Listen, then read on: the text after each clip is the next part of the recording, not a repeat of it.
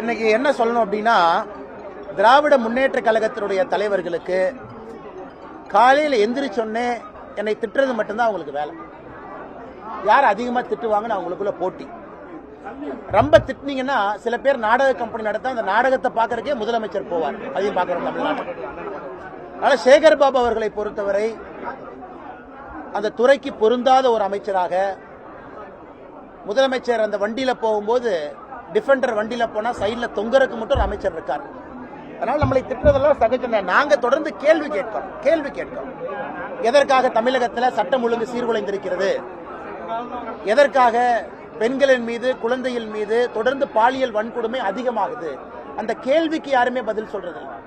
அதனால சேகர் பாபு அவர்கள் வேணா நானே டிக்கெட் போட்டு நான் எங்கெல்லாம் வேலை செஞ்சனோ, காவல்துறை கண்காணிப்பாளராக அல்லது டிசிபியா, அந்த இடத்துக்கு அனுப்புறேன். நானே ஃப்ரீ டிக்கெட் போட்டு ஒரு கப்பை சுத்தி பார்த்துட்டு வந்து நான் செய்த பணியை பற்றி அவர் குற்றம் சுமத்துட்டார்.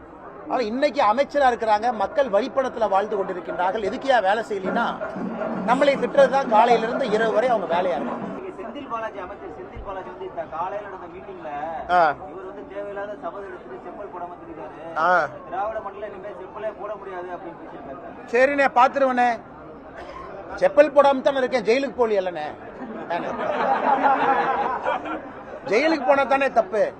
மக்களுடைய பணத்தை தின்னுட்டு வேலை வாங்கி தரான்னு ஏமாத்திட்டு அதே துறைக்கு அமைச்சரா வந்து உட்கார்ந்துகிட்டு உச்ச நீதிமன்றமே அமைச்சரா தொடர வேண்டுமான்னு கேட்கிறாங்க. அதனால ஜெயிலுக்கு போறதானே தப்பு, செப்பல் போடாம இருக்கிறது என்னென்ன தப்பு? அதனால 2026 நீங்க பாருங்க என்ன நடக்க போகுதுன்னு. தமிழகத்தில் மக்கள் தெளிவாக இருக்கின்றார்கள். திராவிட முன்னேற்ற கழகத்துக்கு முடிவுரை எழுதிட்டாங்க. அதனாலதான் முதலமைச்சர் அவர்கள் எதுவுமே செய்யாம ரிவ்யூ மீட்டிங்லாம் வைக்கிறது இல்ல. மேடையை போட்டு பிரதமரை திட்டுறதுக்கு தான் மீட்டிங். மேடையை போட்டு பிஜேபியை திட்டுறதுதான் திமுகவுடைய வேலை. மக்களை போய் பார்க்கலாமே. மக்கள்கிட்ட இவ்வளவு பிரச்சனை இருக்கே, திமுக காரங்க ஏன் கீழே வர மாட்டாங்க? மேடையை போட்டு பாரதிய ஜனதா கட்சியை திட்டுவது மட்டுமே முழு நேர வேலையா திமுக வச்சிருக்கிறாங்க. சார், முன்னாள் அமைச்சர் ஜெயக்குமார் கூட உங்களை காலையில விமர்சிச்சிருக்காரு. நீங்களே அது என்னன்னே புதுசா இருக்குது. காலையில இருந்து நைட் வரைக்கும் என்னன்னே நானு நீங்களே இருமொழி கொள்கையை படிச்சவர் தானே, முன்மொழிக்கு எதிராக கருத்து சொல்றத பத்தி அவர் விமர்சிக்கிறாங்க. அப்படியானே? அண்ணே, நான் படித்த பள்ளியில 3 மொழி இருந்துச்சுண்ணே. நான் படித்த பள்ளியில 3 மொழி இருந்து. என் நண்பர்கள் வந்து சில பேர் ஹிந்தி எடுத்தாங்க, என் நண்பர்கள் சில பேர் பிரெஞ்சு எடுத்தாங்க, என் நண்பர்கள் சில பேர் சமஸ்கிருதம் எடுத்தாங்க, நான் தமிழ் எடுத்தேன். நான் 11வது 12வது எடுத்து படிச்சீங்கன்னா அவங்களுக்கு தெரியாதல்லண்ணே. படிச்சவங்களுக்கு தானே அதை பத்தி தெரியும். படிக்காத அரசியல்வாதிகளுக்கு அதை பத்தி தெரியாதல்ல, சும்மா தான் சொல்லுவாங்க. ஆனால் நான் படித்த பள்ளியில 3 மொழி இருந்துச்சு. தமிழ் ஆப்ஷனலா இருந்துச்சு. நான் தாய்மொழி தமிழ் எடுத்து தான் நான் 11th 12th படித்தேன். வேணும்னா அவங்க போய் ஸ்கூல் ரெக்கார்டு எடுத்து செக் பண்ணட்டும். இன்னைக்கு நாம் பேசுவது நம்ம காலத்தை பத்தி பேசலாம்.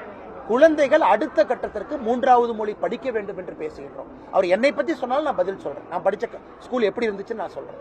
அதன் பிறகு 26 வயசுல நான் கன்னடம் கத்துக்கிட்டேன், ஹிந்தி கத்துக்கிட்டேன், இப்ப தெலுங்கு கத்துக்கிட்டு இருக்கேன். அதெல்லாம் ஒரு மனிதன் இது ஒரு ஆர்வமா கத்துக்கல என்ன தப்பு? அதுதான் குழந்தையும் செய்யணும் வரும். எங்களை பொறுத்தவரை ஒளிவு மறைவு இல்லாம தான் பாரதிய ஜனதா கட்சி இருக்குதுன்னா, நாங்க யாருமே இருமொழி ஸ்கூல் நடத்தல. நாங்க என்ன கருத்து சொல்றோமோ எங்க நெஞ்ச திறந்து பார்த்தாலும் அதே கருத்து தான் உள்ள இருக்கு. செய்திகளை உடனுக்குடனும் துல்லியமாகவும் தெரிந்து கொள்ள சப்ஸ்கிரைப் பண்ணுங்க.